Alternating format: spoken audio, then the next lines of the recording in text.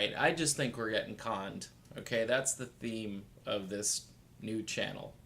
The neocon job. And the reason we're getting conned is we're constantly being told that we need to go to war to solve problems that have nothing to do with the United States. Tulsi Gabbard, I'm kind of making this channel about her right now. It may change if she gets destroyed, like I think she might. I'll be talking about those who did the destruction. Right now, I watch video of Tulsi Gabbard, and again, I'm more center right.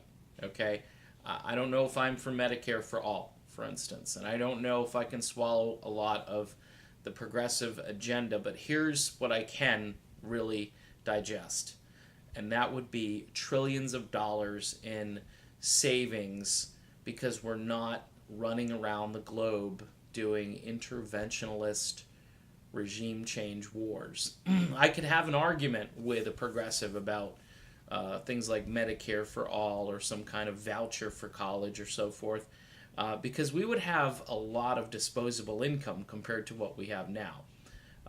And it's just tragic that we have wasted so much money on war, and people have been conditioned to like war and to talk about war like it's a great thing, and here's a war veteran standing up to the establishment. Now, there's an article, it's behind me on my computer screen, and this is the crap that is going to surface. Tulsi Gabbard apparently sits on a board of this university, this Catholic university, I think in an advisory capacity based on the article. It's a little confusing. But this is one of those guilt by association articles where, she hasn't made the financial disclosure. If she's on the board, is she getting paid? How much is she getting paid? Supposedly this university is affiliated with the Koch brothers. And people are all, the typical people, and this is the problem with the left-right paradigm. The people on the left all hate the Koch brothers. The people on the right hate George Soros. And I'm not sure how much influence each group really has. I think it's just a name you throw out there when you want to get people riled up and get people ticked off, I'm not going to say Soros is a good guy, and I'm not going to say that Koch is a good guy. I think Koch brothers, and I'm, again, coming from center right, I'm not a fan of the Koch brothers. There's a lot of stuff that I've read about them, and it's just, again, they're kingmakers or trying to be kingmakers, and I would let the process play out the way it's supposed to. Each person gets a vote, and that's the way it should be. But anyway, they have somehow made the connection between Tulsi Gabbard and the Koch brothers. And it's all because she's anti-war. It's absolutely amazing. Now, supposedly the Koch brothers are anti-war or anti-interventionalist. The problem I have with saying that, in the sense that they are 100% in that box, is because I'm sure they have investments that are related to military. I mean, they have to be. And they can't be just rubbing their hands together in disgust when, the U.S. goes to some foreign land to try to, redo the landscape, so to speak. I'm not buying that. All of these people, all of these large global entities, and the Koch brothers would certainly qualify, they're all invested in the warfare state. They just are. And if you're thinking that the Koch brothers just, they're libertarians and they don't want to go to war,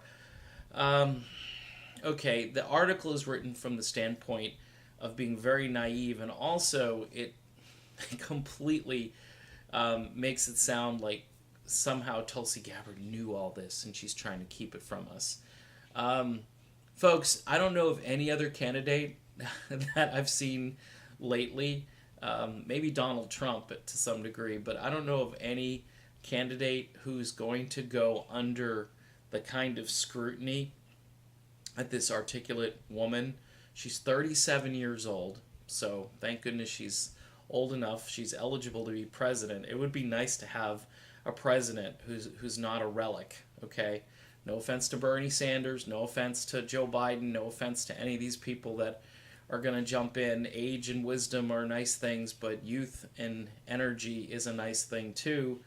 And every interview I've ever seen with Tulsi Gabbard, whether you agree or disagree with her, she's intelligent, she's polite, she's articulate, she has a mastery. You can tell she understands issues.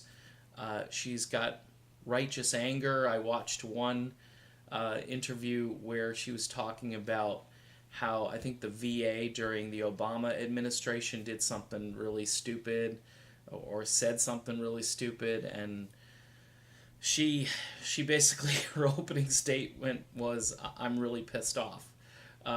This is somebody who looks after their own, who shows a soldier's heart, and that's, hey, again, for those of you maybe tuning in who are more on the right right side of things politically, I'd listen to her. I mean, you may not agree with her, and I think this is, and believe me, my first thought in the morning isn't to get up and vote for a Democrat. That's usually not my first thought. I hate both political parties at this stage, and I think they're both controlled by neocons. All right, and so if you've got an R in front of your name, I'm very suspicious. If you've got a D in front of your name these days, I'm surprisingly suspicious, because the D's in the old days, those were the anti-war people, and the country moved in their old direction. In other words, the place where they were years ago, the country moved in that direction, and they moved away from it. Bizarre. And Tulsi is somebody who actually says, okay, I'm real old school. I'm going to tell you that I think we shouldn't go to war.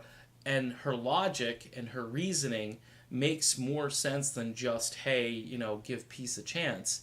It's no, hey, give the United States a break.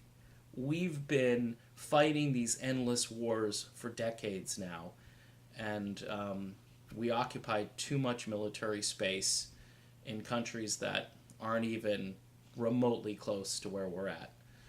So, in any event, I find the article very interesting, and I bet you we're going to read more articles that are similar, trying to tie Tulsi Gabbard to evil forces.